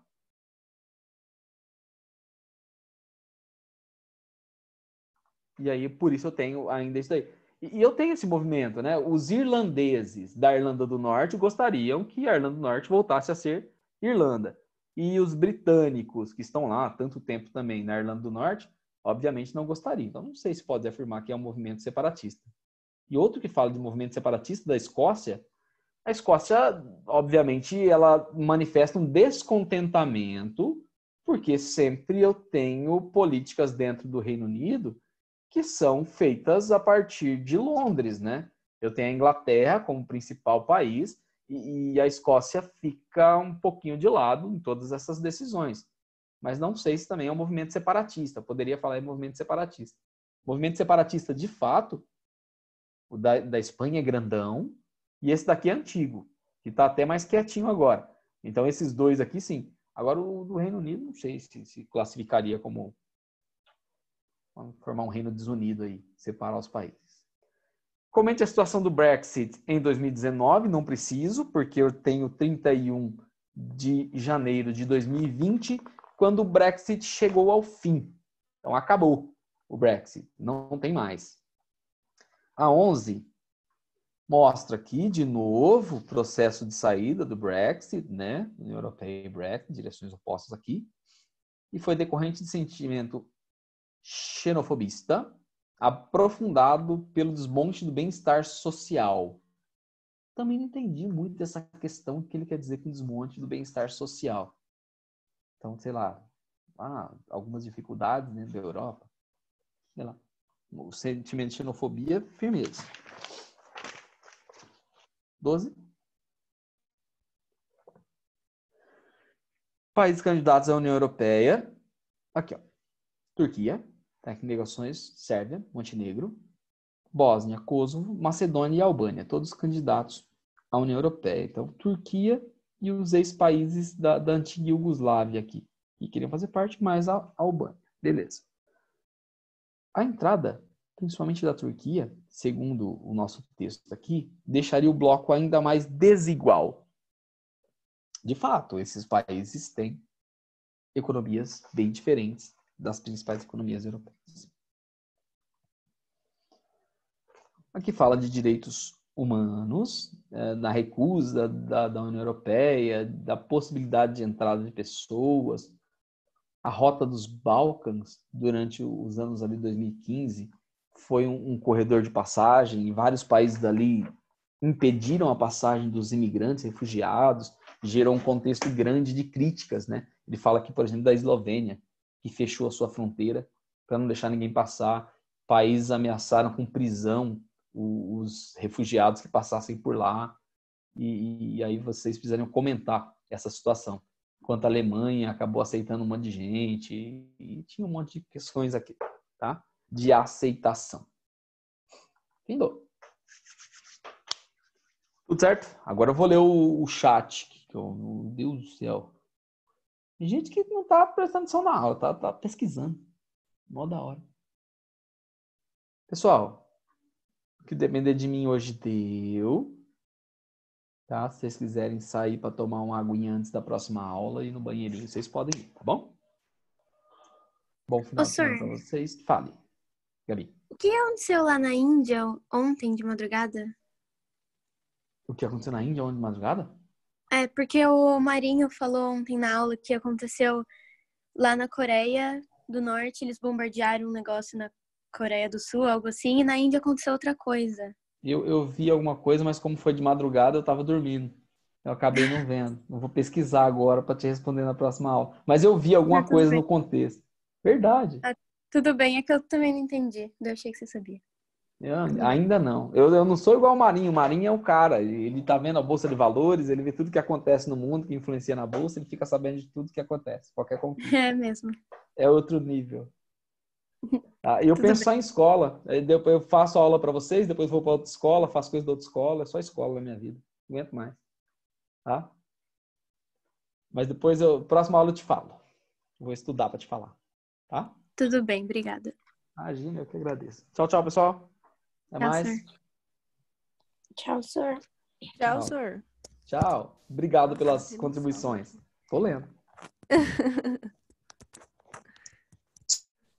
Tchau, senhor. Tchau, tchau.